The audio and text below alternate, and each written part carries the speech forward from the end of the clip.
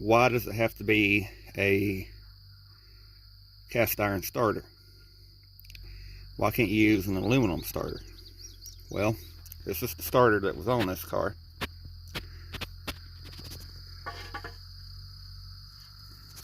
It won't fit back in that hole. That cast iron starter is skinnier here. It's not as thick. It looks like this one. Their nose is smaller, in other words.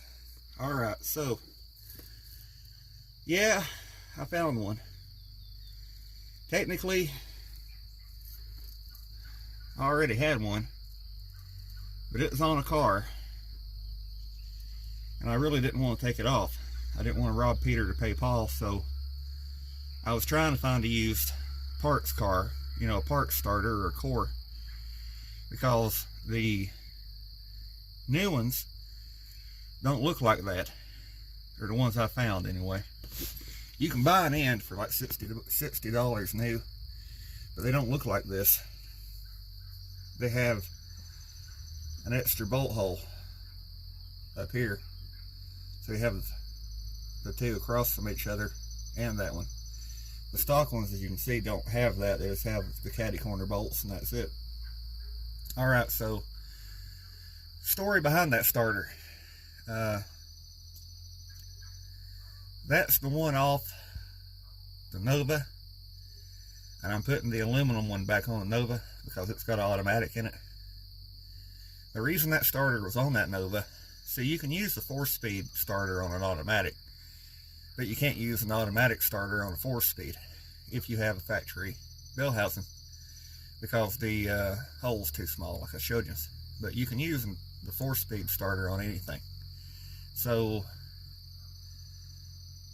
that was on that Nova because they had an aluminum one on that Nova, and it kicked back once and shattered the starter. So after that, they were running that one, and I had that rebuilt years ago. You know, the Nova isn't really going to get raced anymore, and if it did, it could have a gear reduction. When I try to start that car later this summer, it'll crank fine with that aluminum one. So, as long as I don't try to start it when it's hot. Alright, so factory starter for a 4-speed Chevelle. Factory bell housing for a 4-speed 67 Chevelle. I'm going to put that up on there and then show you what it looks like.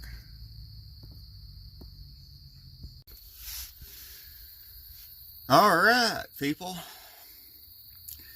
So we have a 11-inch GM car bell housing, an 11-inch Hayes clutch, and a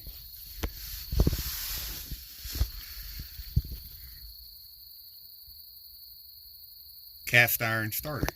So that's pretty much what all that's supposed to look like.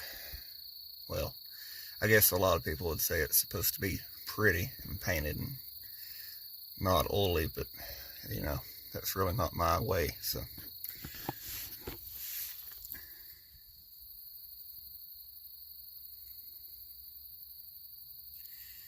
maybe one of these days I can come up with one of those shields. Supposed, kind of supposed to be here, but really not that worried about it.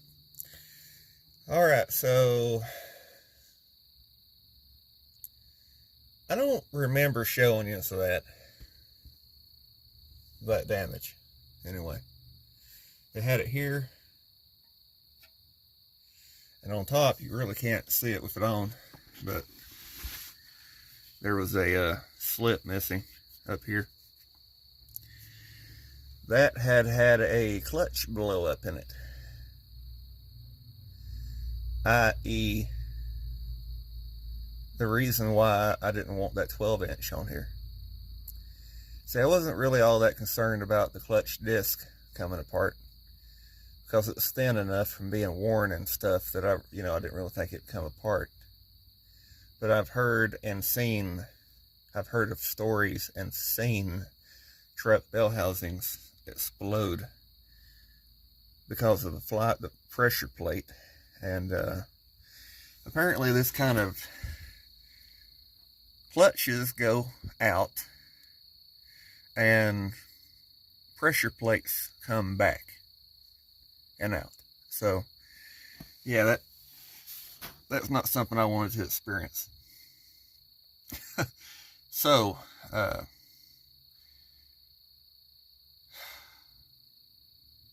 tomorrow I'll make another video where I'm putting the transmission up in here and trying to get the shifter working. But for now, this little bit of a video can just be today's video. I want to talk about one thing I am going to do. And this is a good opportunity to talk about that.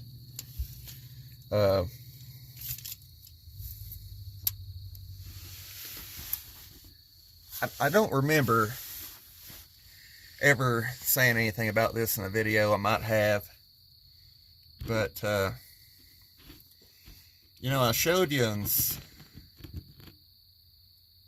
and told you why I ran that return line.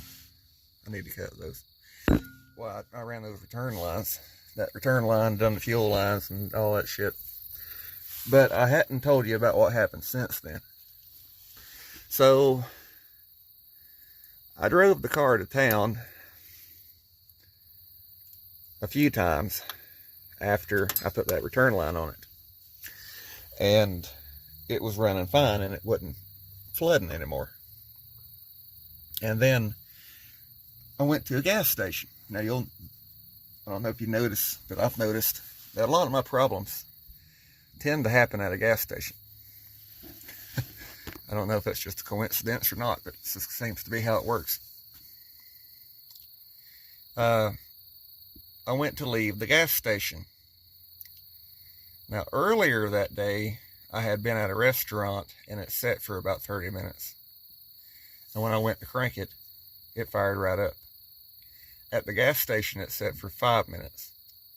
I went to crank it, it didn't do anything. Didn't try to hit, didn't try to do anything. And I knew it wasn't flooded. So I raised the hood, and sure enough, the carburetor's not full of gas or nothing. I checked the spark, because I keep a spark plug on the intake now, because that's how little I trust this shit.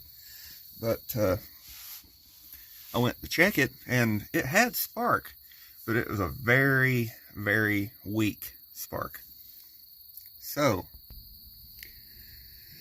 back when I had the yellow Excel coil, I had wired this car with a ballast resistor.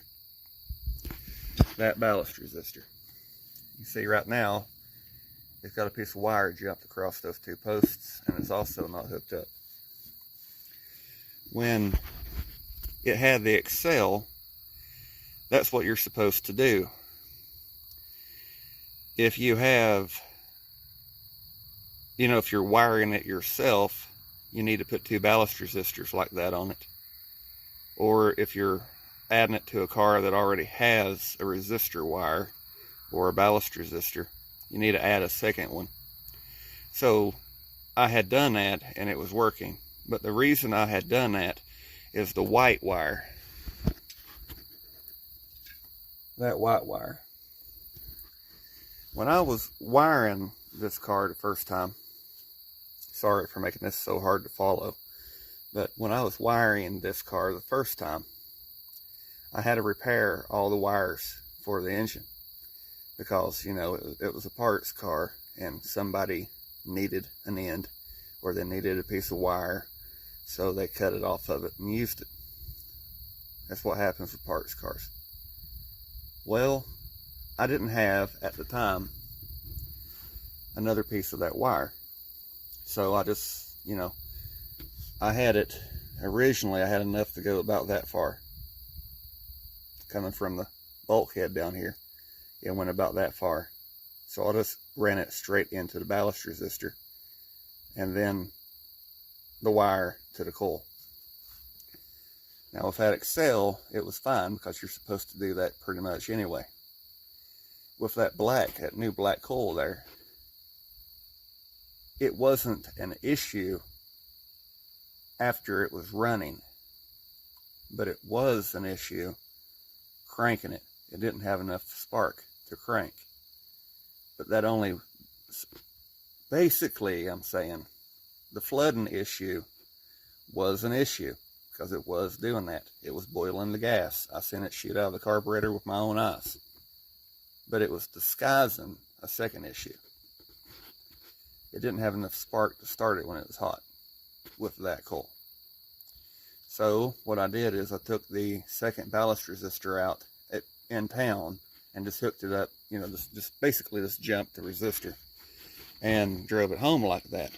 And I was kind of afraid of it burning the points up because I knew it wasn't long enough to get the resistance it needed. I checked the voltage after I got it home.